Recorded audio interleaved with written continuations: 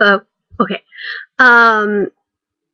So my question was number 2, and it was the about Marlowe progressing on his journey upriver and how he grows increasingly excited as the prospect of meeting Kurtz.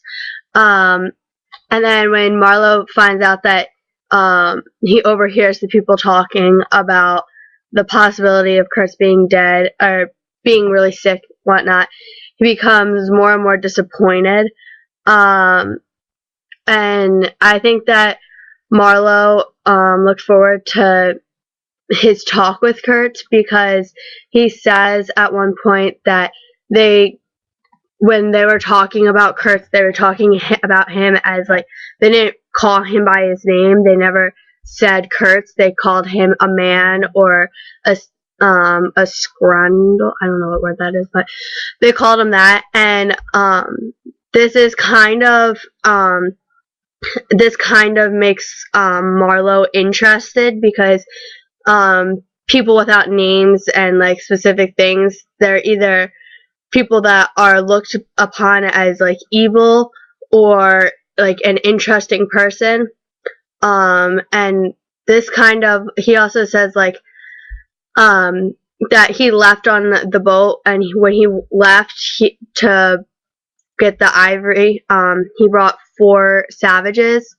And Marlowe also touches about this, because Marlowe thinks that that by bringing the savages instead of the native people and the people that he can trust, he's asking people who you normally wouldn't ask, and Marlowe can kind of identify with the savages, and he becomes interested in this because Kurtz, like, he's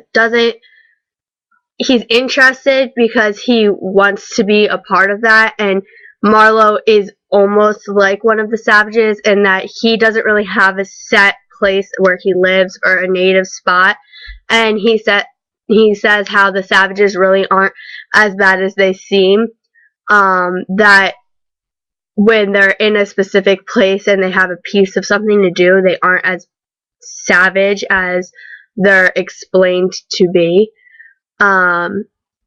So that's why I feel that Marlowe is so in love with the idea of meeting Kurtz, because he wants to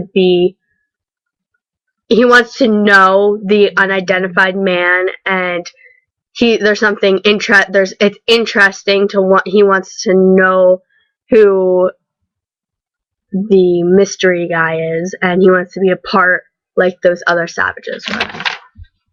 That's all.